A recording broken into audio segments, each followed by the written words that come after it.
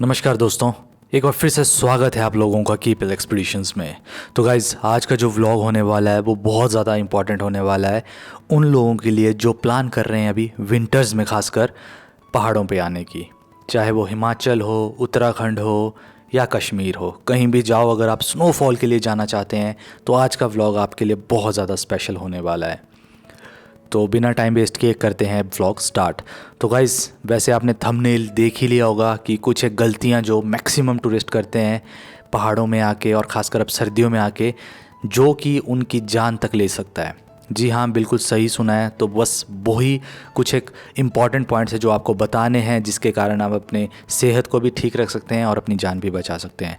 तो चलिए, तो सबसे पहला जो है भाई, कि अगर आप बच्चे और बूढ़ों को लेके आ रहे हैं, बूढ़े मतलब 60 से ऊपर लेके आ रहे हैं और चाहते हैं कि वो स्नोफॉल का एंजॉय करें, क्योंकि देखो यार, हर किसी का मन करता है कि स्नोफॉल में एंजॉय करना, बढ़िया लाइव स्नोफॉल में नीचे बैठ के उसके पूरे मज़े लेना। तो ये अच्छी बात है। बट यहाँ पे अगर आप बच्चों को लेके आ रहे हैं, जैसे 5 साल से छोटों को या फिर 60 साल से बड़ों को, तब आपको ध्यान में रखना पड़ेगा कि उनको कपड़े बहुत अच्छे पहनाने पड़ेंगे। आपको हो सके तो लेयर वाइज पहनाएं। ऐसा नहीं कि अंदर एक बार इनर पहना दिया और बाहर से सीधा जैकेट लगा दी, बिल्कुल नहीं। अगर आपने एक अंदर इनर लगाई है, उसके बाहर एक और पतली सी, हो सके तो विंड शीट लगाएं, जो कि हवा तक नहीं देगी अंदर जाने। चाहे बच्चों को चाहे बूढ़ों, दोनों को, किसी को भी आप पहना सकते हैं, ताकि हवा अंदर एंटर ना कर सके और उन्हें ठंड ना लगे। क्योंकि बच्चे हों चाहे बड़े हों, उनको ठंड जल्दी लगेगी एज़ कम्पेयर टू जो यंग होंगे। मैक्सिमम लोग गलती क्या करते हैं, अपने बच्चों को लेके आ जाते हैं और ख़ासकर 2 साल के बच्चों को, 1 साल के बच्चों को, और स्नोफॉल के बीच में डाल देते हैं कि भाई लो एन्जॉय करो। वो बच्चा एन्जॉय नहीं कर पाएगा, बस ठंड से ठिठुरता रहेगा। तो इसीलिए अगर, हाँ, कई बार सोचते हैं लोग कि यार अभी बच्चे को मेरे ठंड नहीं लग रही है, बट ऐसा नहीं है। क्योंकि जो हाइपोथर्मिया है ना, वो एकदम नहीं करेगा, वो धीरे धीरे आपको अटैक करेगा। और जैसे ही एकदम वो अपनी पीक पे आ जाएगा, तो उसके बाद याद रखना, आप डॉक्टर के पास जाओगे, तब भी कई बार ऐसा होता है कि शायद वो डॉक्टर बचा ना पाए। तो ये एक रियल इंसिडेंट होते रहते हैं यहाँ मनाली में, जिसके कारण मैं आपको ये चीज़ें बता रहा हूँ। तो इसीलिए, और हो सके तो बच्चों को ज़्यादा से ज़्यादा आधा घंटा, बहुत ज़्यादा हो गया, उतना ही स्नो में निकालें। अगर हाँ, धूप अच्छी खिल रही है तब आप स्नो में ले जा सकते हैं, बट स्नोफॉल में 15 से 20 मिनट घुमा लिया, बहुत हो गया। बच्चे को अंदर रखो, कमरे में रखो, मस्त गरम सुला सकते हैं हम वहाँ पे, और ख़ुद एंजॉय करो आप। तो वैसे ही बड़ों को भी यही होता है कि अगर ज़्यादा बुज़ुर्ग हैं तो उनको भी वैसा ही करें। तो अब आते हैं अगले उस पर, कि भाई कपड़े कैसे पहने, चाहे यंग हो चाहे कोई भी हो। देखो यार, वही बोल रहा हूँ मैं कि लेयर वाइज पहने। कम से कम भी अगर आप आजकल आ रहे हैं विंटर्स में, तो मनाली का जो टेम्परेचर है वो लगभग -10 से लेकर 10 तक, -10 से +10 तक स्विंग करेगा। बट 10 डिग्री का टेम्परेचर भी बहुत ठंडा होता है, -10 का तो बहुत ज़्यादा ठंडा होता है। तो इसीलिए भाई, बहुत ज़्यादा ठंड होने वाली है यहाँ पे टिल मार्च तक, क्योंकि मार्च के बाद काफ़ी गर्मी हो जाती है। तो तब तक आपको थोड़ा ध्यान में रख के कपड़े अच्छे पहनने पड़ेंगे और लेयर वाइज पहनने पड़ेंगे, क्योंकि जितना लेयर्स पहनोगे उतने आप ठंड से बचोगे। हो सके तो जो मैं पहले भी कहा कि विंड वाले, जो विंड प्रूफ कपड़े होते हैं, वो ज़्यादा प्रेफर करें, क्योंकि वही आपको बचा सकते हैं हवा से। क्योंकि माउंटेन्स में याद रखना, अगर चारों तरफ स्नो हो तो आपको ठंड नहीं लगेगी, बट अगर उसमें हवा चल पड़ी तो बहुत ही जल्दी आपको ठंड लगना स्टार्ट हो जाएगी, और उस टाइम पे ज़्यादातर लोग बीमार पड़ते हैं। तो इसलिए ऐसा मत सोचना कि हम जवान हैं तो हमें कोई दिक्कत नहीं होगी। भाई, जवान हो, बूढ़े हो, कोई भी हो, ठंड लगेगी, हाइपोथर्मिया हो सकता है, और उसके बाद आपको डॉक्टर के पास जाना पड़ सकता है। और जो नेक्स्ट चीज़ है वो बहुत ज़्यादा इंपॉर्टेंट है। आपने कई बार देखे होंगे, कई लोग गाड़ी से बाहर निकल के नंगे होकर नाच रहे होते हैं, शर्ट खोल के नाच रहे होते हैं। उस टाइम तो आप देख लेते हैं कि भाई मस्त बिल्कुल एंजॉय कर रहे हैं, बट उनके बाद का जो ड्रामा होता है ना, वो आपको पता नहीं लगता कि उनको हाइपोथर्मिया हो चुका होगा, और उसके बाद वो डॉक्टर के पास दौड़ रहे होंगे। और यही वो केसेस हैं, हर साल इसी चक्कर से मरते हैं कि वो यहाँ आके दारू पी के, गर्मी काफ़ी चढ़ी होती है ना, तो बाहर शर्ट खोलते हैं और एंजॉय करते हैं, बट जब वो अपने रूम पे पहुंचते हैं तो उनकी तबीयत धीरे धीरे ख़राब होना स्टार्ट हो जाती है। वो हाइपोथर्मिया हो जाता है उनको अंदर से, तो समझ रहे हो, अंदर से तो उनको खूब गर्मी मिलती है दारू पी के, बट बाहर से एकदम से ठंडा हो जाता है, जो कि उनको लेट पता लगता है। और एक बार हाइपोथर्मिया हो गया आपको, तो फिर भाई बहुत जल्दी रिकवर नहीं कर सकते, और कई केसेस में ऐसा होता है कि डेथ भी हो जाती है। तो इसीलिए ध्यान रखें कि भाई दारू पिएं, मज़े करें, कोई बात नहीं, बट नंगे होने की क्या ज़रूरत है, किसको दिखा रहे हो आप, और किसी को फ़र्क भी नहीं पड़ता। आप नंगे होके बर्फ़ में बैठो, जहाँ मर्जी बैठो, वो आपका शरीर है तो आपको ही उसका। तो गाइज़ यहाँ पे आपको मैं कुछ दिनों पहले का इंसिडेंट बताता हूँ, अभी का 4-5 दिन पहले का। तो बात है डलहौज़ी की। तो कुछ एक दोस्त घूमने आए होंगे डलहौज़ी, और डलहौज़ी जब पहुँचे, अपना चेक इन वगैरह किया, तो उसके बाद सोचा होगा कि यार ज़्यादा स्नोफॉल में हम थोड़ा आगे चले जाते। तो वो पैदल ही निकल गए अपने उस लोकेशन की तरफ जो भी उन्होंने डिसाइड की थी। तो वो थोड़ा हाइट पे थी, तो वो निकल गए। और वहाँ जाके क्या हुआ कि उनके एक दोस्त को लग गई ठंड, जो कि 4-5 दोस्त टोटल थे, और एक दोस्त को ज़्यादा ठंड लग गई। तो उसने सोचा चलो अब होटल में चलते हैं, बट उसकी तबीयत और ज़्यादा ख़राब होगी। तो हाइपोथर्मिया स्टार्ट हो चुका होगा। और हाइपोथर्मिया में क्या होता है कि बॉडी ना पूरी शिवर करती है, बहुत ज़्यादा ठिठुरती है, ताकि बॉडी को हीट हो, मतलब गर्म हो, और अंदर के जो ऑर्गन हो ना हमारे, वो बच जाएं। क्योंकि देख लो, बाहर से आपका टेम्परेचर जैसा मर्जी हो, अगर आपके ऑर्गन को जो टेम्परेचर है वो मिला नहीं ना एग्जैक्टली, मीन्स वो थोड़े ठंडे पड़ गए, तो भाई वो बिल्कुल ही बैठ जाएंगे और आप कुछ नहीं कर पाओगे। तो उसका भी कुछ वैसा ही हुआ। जब वापस उसको हॉस्पिटल आए, तो हॉस्पिटल तक पहुँचते पहुँचते जो भी था, तो उसको डॉक्टर ने मृत घोषित कर दिया। और उसके बाद क्या करते, उसके बाद कुछ नहीं यार, उसके बाद उसको घर ले गए। तो अब नॉर्मल बातें नहीं है, ये हर साल ऐसा होता ही है, मनाली साइड कहीं पे भी होता रहता है ये। तो इसीलिए क्या करना है आपको, जो बातें बता रहा हूँ उनको ध्यान रखना है। मनाली में तो एक फ़ायदा ये है कि यहाँ पे ना डॉक्टर अवेलेबल हो जाते हैं, कुल्लू बड़ा हॉस्पिटल है तो यहाँ पे हो जाते हैं। बट फिर भी अगर मान लो सोलांग वैली साइड चले गए, ज़्यादा स्नोफॉल हो गया, तो वहाँ पे वैसे ही कम लोग होते हैं, और वहाँ से मनाली पहुँचने के लिए भी आपको बहुत टाइम लग जाएगा। तो इसीलिए बोल रहा हूँ कि हो सके तो एक तो लोकल्स के साथ जाएँ, वो ज़्यादा बेटर है।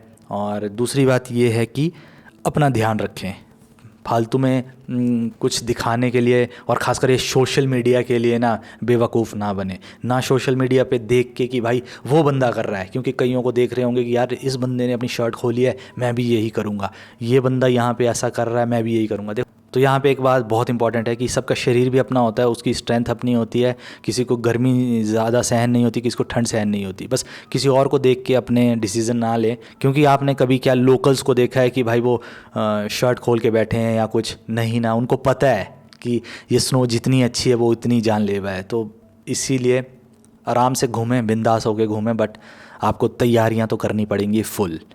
अब लग गया पता आपको कि अच्छे कपड़े पहनने हैं और शूज़ भी अच्छे होने चाहिए। यहाँ पे अच्छे कपड़े या शूज़ अच्छे के मतलब ये नहीं कि बहुत महंगे। अगर मैं बता दूँ यार, मनाली वाले हम लोग जो होते हैं वो 500 रुपये के शूज़ पहनते हैं, जो बर्फ़ में, तो उनमें ना बर्फ़ जाती है ना पानी जाते, वो काफ़ी हाइट उनकी काफ़ी अच्छी होती है।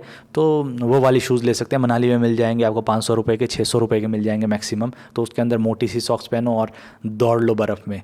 और रही बात कपड़े की, पतले पतले कपड़े पहनो, 4-5 पहनना, लेयर वाइज, और विंड से बचना, बस वो भी सस्ता ही होगा, ज़्यादा महंगा नहीं है। अगर यहाँ शूज़ की बात करूँ तो केचुआ के शूज़ या वाइल्ड क्राफ्ट के शूज़ आप अगर 10,000 रुपये वाले भी पहनोगे तो वो भी स्नो में गीले होंगे, याद रखना। उससे अच्छा 500 वाले पहनो, वो बिल्कुल गीले नहीं होंगे। डबल होते हैं, एक होते हैं सिंगल गमबूट, मीन्स उसके अंदर फ़र नहीं होता, एक होते हैं फ़र वाले गमबूट, वो वाले पहनना, आपका पूरा स्नो ट्रिप मस्त हो जाएगा। या फिर आप हायर भी कर सकते हैं, अगर बाहर कई दुकानें लगी हैं वहाँ पे आप जैकेट्स हायर कर सकते हैं, शूज़ हायर कर सकते हैं, जो कि आपको मस्त ठंड से बचाएंगे। तो अब आते हैं दूसरी जो मेन बड़ी गलतियाँ हैं। तो गाइज़ अब मैं आपको गाड़ी वाला एग्जांपल दिखाना चाहता हूँ कि भाई गाड़ियों में क्या गलती होती है। ये आपको जो हवा में लटकती हुई कार दिखती हैं, ऐसी लटकती हुई कार हर साल पता नहीं कितनी होती है। आपने वीडियोस भी देखी होंगी रेस्क्यू की, कई बार हम करते हैं, कई बार कोई और करता है। तो मनाली में ये चीज़ें चलती रहती हैं। क्यों, इसमें क्या गलती है की है? एक तो देखो, यहाँ पे अगर आप बहुत दूर से सफ़र करके आ रहे हैं और अपनी गाड़ी लेके आ रहे हैं, तो हो सके तो मनाली में उसको रख दें, और उसके बाद आप लोकल्स को हायर कर सकते हैं, जिप्सी को हायर कर सकते हैं, या फिर जो अपने होटल वाले हैं उनसे बात करके उनकी गाड़ी हायर कर सकते हैं, या फिर उनका कोई ड्राइवर जो एक्सपर्ट हो वो ही चलाए। क्योंकि हाँ, अब यहाँ पे भी देखो सोशल मीडिया बड़ा इम्पैक्ट करता है। आपने कई यूट्यूबर्स देखे होंगे, चाहे मुझे भी देखा होगा या फिर कईयों को देखा होगा कि यार स्नो को चीरते हुए चलाते हैं। भाई देखो पता क्या है, वो एक्सपीरियंस का काम है, और कभी भी याद रखना सिंगल नहीं जाते हैं। अगर फॉर एग्जांपल मैं कहीं फंस गया ना, मुझे पता है मुझे किसको बुलाना है। या फिर आपने कईयों को देखोगे ग्रुप में चलते हैं, तो ग्रुप में जब जाते हैं और ख़ासकर उनके पास गाड़ियाँ भी 4x4 होती हैं, और जो ड्राइवर होते हैं वो भी बहुत एक्सपीरियंस्ड होते हैं। अगर मैं अपनी बात करूँ तो मैंने जैसे ही मेरा लाइसेंस बना 18 साल के बाद से ही गाड़ियाँ चलाई, तो मुझे लगभग अब 14-15 साल का एक्सपीरियंस अच्छे वाला हो गया स्नोफॉल पे चलाने का। और यहाँ पे बता दूँ, ऐसा नहीं कि सबको 14-15 साल का एक्सपीरियंस चाहिए। अरे आपने अगर 1 साल भी चलाई होगी ना गाड़ी स्नो में, तो आप बहुत कुछ सीख सकते हैं। तो इसीलिए अगर एक्सपीरियंस नहीं है तो मेरे ख्याल से आपको स्नोफॉल के बीच में गाड़ी लेके नहीं जाना है। और अगर मैं आपको थोड़े बहुत टिप्स दूं तो एक ध्यान ये रखना है कि आपको हमेशा याद रखना टायर प्रेशर कम रखना है गाड़ी में। और हो सके तो अगर आप विंटर्स में आ रहे हैं तो अगर आपके पॉकेट खुल के मतलब बड़ी पॉकेट आपके पास, पैसों की ज़्यादा तंगी नहीं है, तो विंटर टायर लेके ही आएँ तो वो बहुत अच्छे होते हैं, ग्रिप उनका, तो वो आपको सपोर्ट करेंगे और आप स्नोफॉल में ड्राइव कर सकते हो। और दूसरी बात, अगर आपका 4x4 गाड़ी है तब आपको ज़्यादा टेंशन लेने की बात नहीं है, बट फिर भी दो चीज़ें ध्यान में रखना, हमेशा फर्स्ट गियर सेकंड गियर तक ही चलें स्नोफॉल में, और ब्रेक्स पे डिपेंड ना रहें, गियर पे डिपेंड रहें, गियर पे ही कंट्रोल करें गाड़ी। तो ये जैसे ये आपकी स्विफ्ट डिज़ायर है तो यहाँ गाड़ी लोकल है बट ड्राइवर जो शायद वो नीचे के थे, जिसके कारण ये सीधा घूमता हुआ पैरापेट के ऊपर लटक गया। तो ये रेस्क्यू भी मैं करवा रहा था। तो ऐसे पता नहीं कितने रेस्क्यू निकालता हूँ यार हर साल, तो सबका यही कहना होता है भाई पता नहीं लगा कब गाड़ी मुड़ गई। तो सीरियसली ऐसे मोमेंट में पता बिल्कुल नहीं लगेगा आपको कि कहाँ से कहाँ पहुँच जाओगे स्लिपरी में। और ये चीज़ें नॉर्मल है ना, ऐसा मत सोचना कि ये पता नहीं क्या ही हो गया। तो ये चीज़ें नॉर्मल हैं।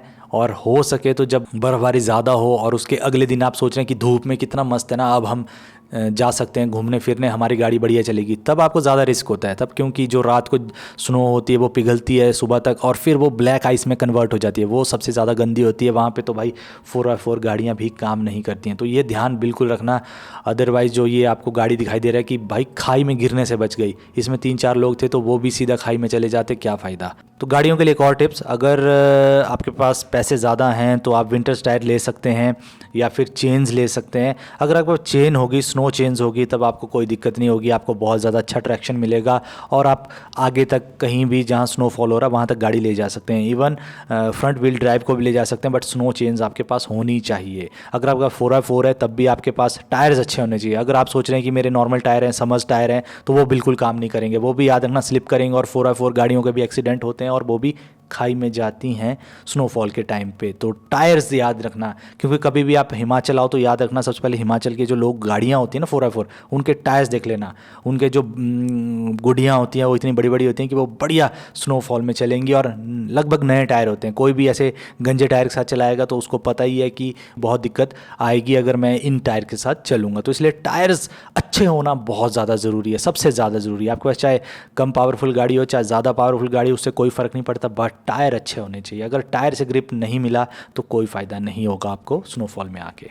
तो बस अपना ध्यान रखना है जितना हो सके माउंटेन्स में आके, और ख़ासकर विंटर्स में। तो जिन लोगों ने अगर ये कुछ एक चीज़ें ध्यान में रख दी तो भाई उनका ट्रिप सक्सेसफुल हो जाएगा, और जिन्होंने नहीं ध्यान में रखी कईयों का हो जाएगा, क्योंकि कई सोचेंगे कि यार हमारा ट्रिप तो बिना उसके चला गया, हमने गाड़ी भी ले ली स्नोफॉल में। देखो यार 100 में से 5 लोगों के साथ बहुत बुरा होता है। तो अगर आप चांस लेना चाहते हैं कि 100 में से 5 लोग बनना चाहते हैं तो आप कर सकते हैं वो हरकतें, और सेफ घूमना चाहते हैं तो आप जो मैंने कहा वो फॉलो कर लें और अपना जो टूर है वो सेफ रखें। तो बस गाइज़ आज के इस व्लॉग के लिए इतना ही। तो होप कि आपको अच्छा लगा होगा आज का व्लॉग। मिलेंगे अब अपने नेक्स्ट व्लॉग में। टिल देन जय हिंद, जय Bharat and stay safe, bye bye.